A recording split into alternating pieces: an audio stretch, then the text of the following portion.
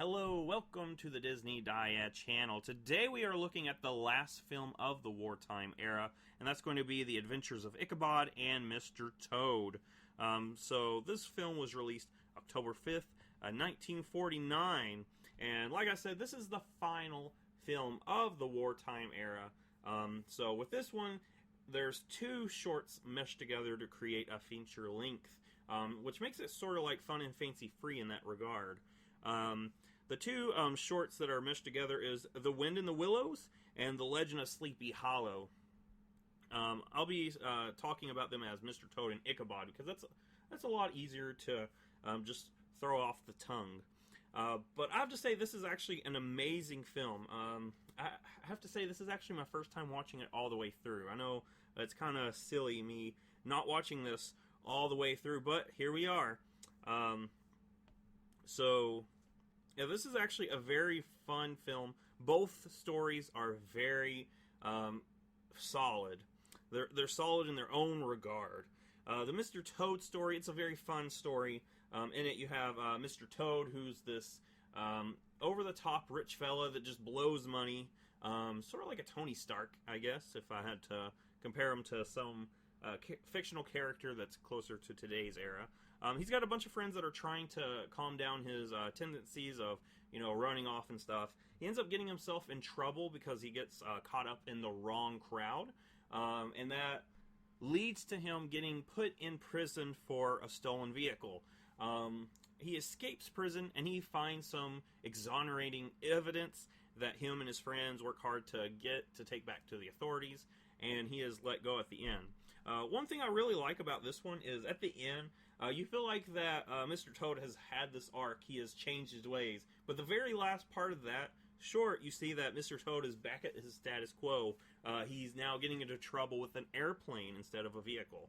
The next short is Ichabod, and this one's also amazing. The story follows Ichabod Crane, the new school master, who just recently started at Sleepy Hollow, and he's actually not that good of a person. He's pretty greedy. He's selfish. He uses his position to get what he wants, which in this ends up being food. A lot of times he'll get some food from the other female characters.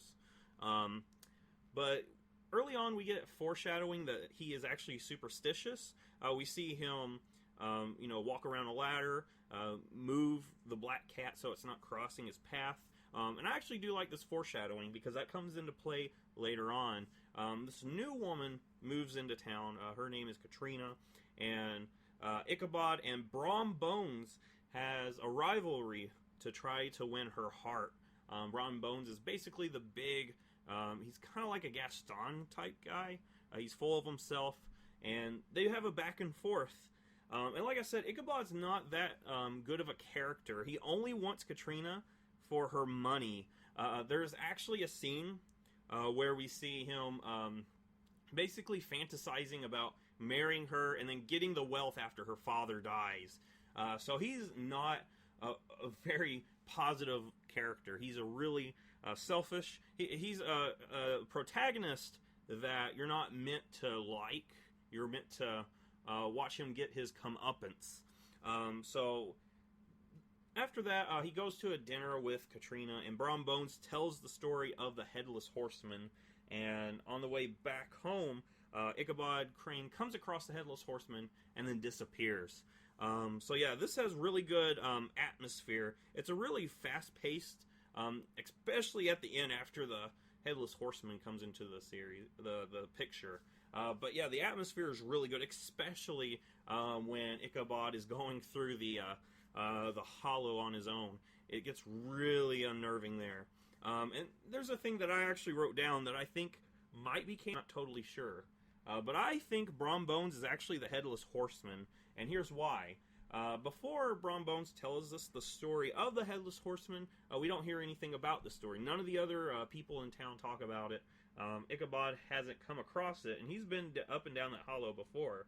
Another thing is, Brom Bones comes up with the story after he realizes that Ichabod Crane is superstitious after he spills salt and throws it over his shoulders. So I think Brom Bone is the Headless Horseman. They even have the same colored horse, with a lot of the same, the same colors on its fur. So I think Brom Bones is the Headless Horseman. But yeah, these two films, or these two shorts rather, mesh together to make a wonderful film. I think this one is one that you've got to see. If you haven't seen this one all the way through, go watch it now. Especially for the Sleepy Hollow, that is an amazing short. Go ahead and like this, subscribe if you're ready for some more. And our next one is actually going to be a ranking of the wartime era films. And after that, we will go into the Silver Age. I'll see you then.